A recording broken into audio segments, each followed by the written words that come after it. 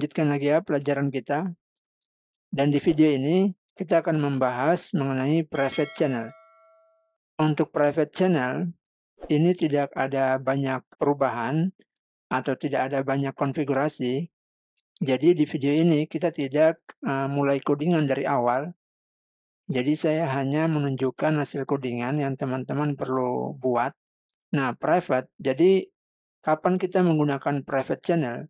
Yaitu ketika kita ingin mengirimkan sebuah notif atau sebuah real time itu ke seseorang, ke orang tertentu atau ke grup tertentu.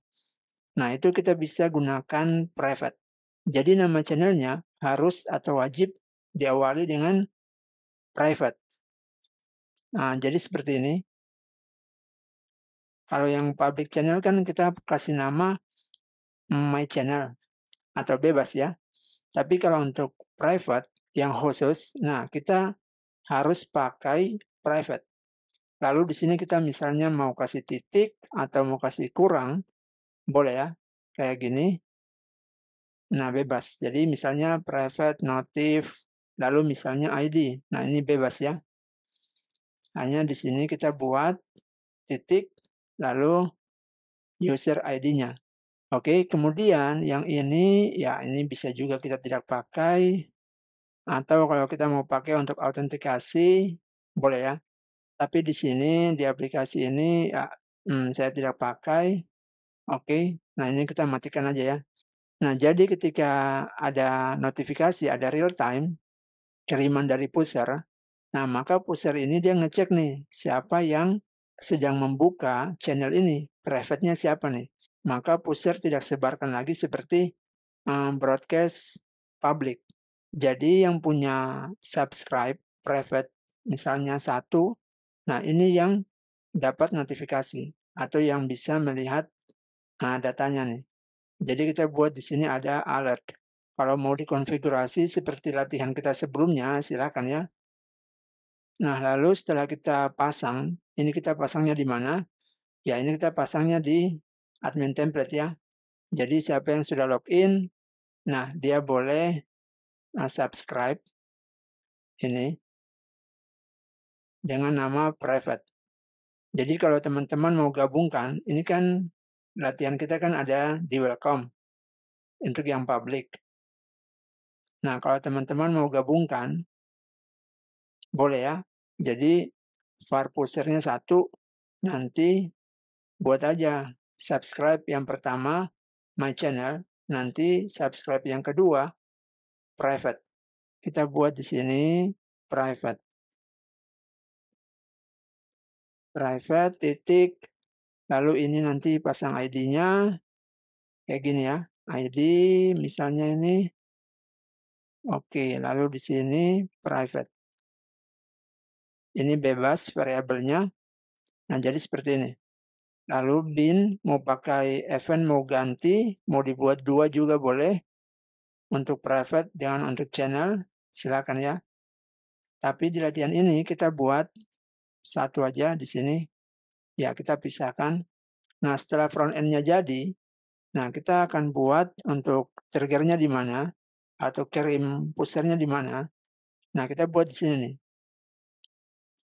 Di welcome, kalau public kita kan pakai yang event. Nah, ini yang saya coba belum jalan. Jadi kita pakai cara yang lain, alternatif yang lain. Jadi kita buat sebuah function. Ya, function ini teman-teman nanti bisa pindahkan di helper atau mungkin menggunakan fungsi antrian, queue, ya itu silakan ya. Nah, jadi kita buat seperti ini. Oke, ini konfigurasi pusher, kemudian nah di sini penerima ID. Oke, kita bisa kasih aja nih penerima ID. Oke, kayak gini sudah. Nah, lalu kita coba jalankan ya. Ini kita login dulu. Login.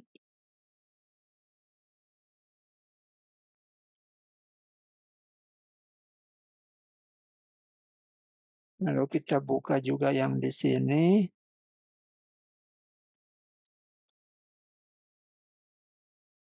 Oke, misalnya ini kita login, password.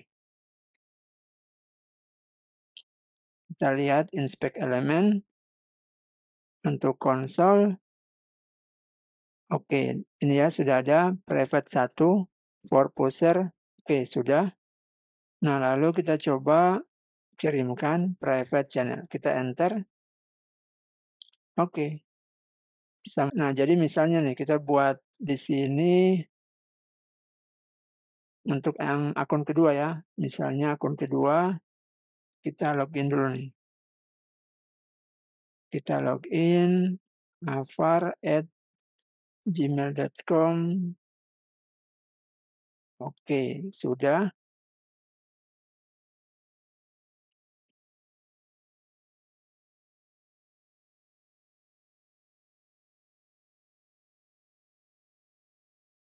Nah, ini kan dia sudah di admin, di halaman admin, halaman yang sama. Oke, lalu kita coba kirimkan lagi ya. Jadi harusnya yang dapat notifikasi adalah admin yang ini nih, yang di sini, bukan yang di sini.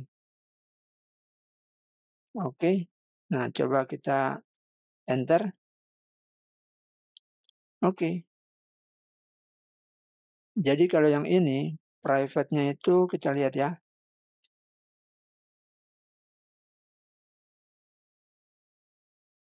Ini konsol. Oke, kita bisa lihat 39 ya, private 39. Nah, lalu kita coba kirimkan di sini, private channel, kita ganti dulu ya, 39. Oops, 39. Kita simpan. Oke, ini kita close. Kita enter. Oke, someone like your status. Oke, jadi begitu ya teman-teman untuk private channel. Jadi teman-teman fokusnya di penamaan private channel saja nih. Admin template ya ini. Oke, begitu ya teman-teman. Semoga bermanfaat. Terima kasih. Sampai jumpa di tutorial berikutnya. Salam programmer.